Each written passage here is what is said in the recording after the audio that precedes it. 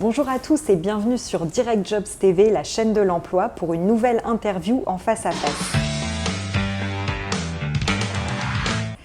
Aujourd'hui, j'ai le plaisir de recevoir Monsieur Laurent Rigaud, président de la Chambre des métiers et de l'artisanat des Hauts-de-France. Bonjour Monsieur Rigaud, merci tout d'abord de nous accueillir ici aujourd'hui.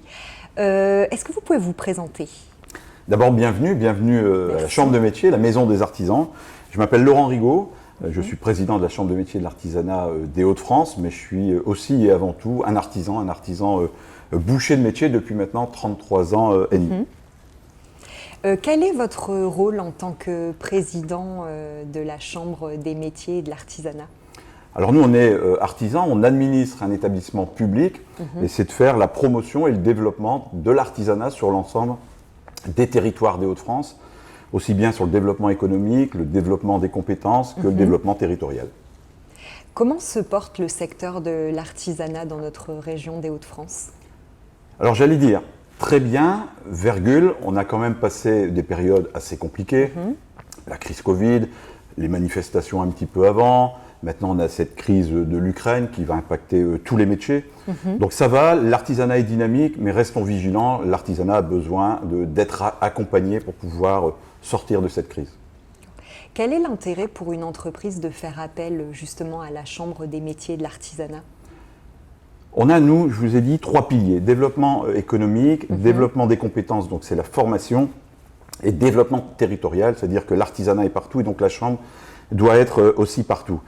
Les entreprises artisanales, en général, ce sont des petites entreprises et ils n'ont pas, en interne, dans leurs salariés, toutes les compétences. Ils n'ont pas un directeur ressources humaines, un directeur financier, un directeur développement, un directeur formation, enfin ils n'ont pas tout ça.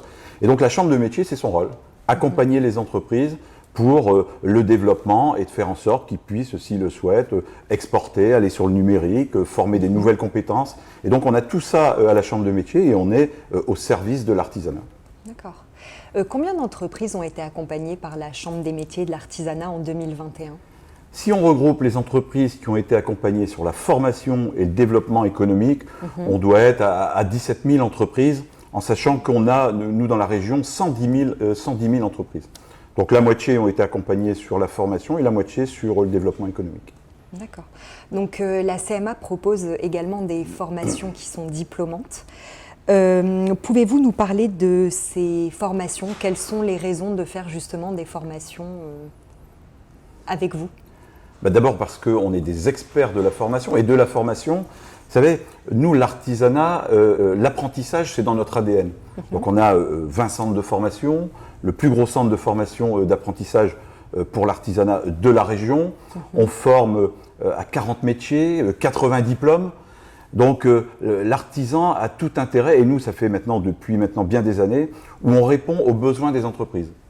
Quand l'entreprise a besoin de se former, à former ses collaborateurs, à chercher de nouvelles compétences, eh bien nous, on développe des formations pour répondre à ces métiers en plein développement.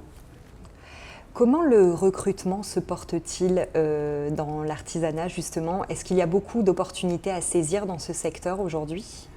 Le recrutement se porte bien puisque l'année dernière, on a fait plus 17% du côté des apprentis. Voilà, 17% d'apprentis en plus dans nos centres de formation. Néanmoins, c'est très compliqué. Très compliqué parce que, je vous l'ai dit, l'artisanat est très dynamique. Donc, beaucoup d'entreprises cherchent à recruter pour se développer. Si on était au même chiffre que l'année dernière, il n'y aurait pas de difficulté. Mais comme on a beaucoup de personnes qui viennent pour créer, pour reprendre des entreprises, pour faire les métiers de l'artisanat, on va devoir, pendant les 2-3 ans qui arrivent, encore faire plus. Et on a un petit problème en ce moment de sourcing. C'est-à-dire que la crise Covid a fait que les gens ont été un peu éloignés de l'emploi et de la formation, donc ils ont perdu un peu le lien peut-être avec tout ça. Donc on est en train là, depuis quelques mois et dans les prochains mois qui arrivent, tout faire pour que juin, juillet ou septembre, eh bien on puisse proposer à l'ensemble des entreprises, voilà, le sourcing, les personnes qu'il faut pour rentrer en formation. Quels sont vos projets à venir donc, pour 2022 en tant que président de la Chambre des métiers et de l'artisanat ? Alors d'abord, renforcer tout ce qu'on faisait, parce qu'on le faisait bien, maintenant il faut le renforcer, il faut bâtir quelque chose de solide, les fondations. On a un gros site qu'on va réceptionner à Arras, un site pilote de la région, un gros centre de formation, on a 1300 jeunes. Et on a des projets, je vais vous en citer qu'un, même si on en a un peu partout dans la région, un centre de formation mobile. On doit répondre à tous les besoins, que ce soit à Château-Thierry, à La Capelle, à Abbeville ou alors à Dunkerque, à des formations bien spécifiques. Donc on est en train de créer des plateaux techniques qui vont pouvoir se déplacer. Voilà, ça va être dans des véhicules, dans des containers, dans des plateaux où on va déplacer 2-3 jours, une semaine sur un site.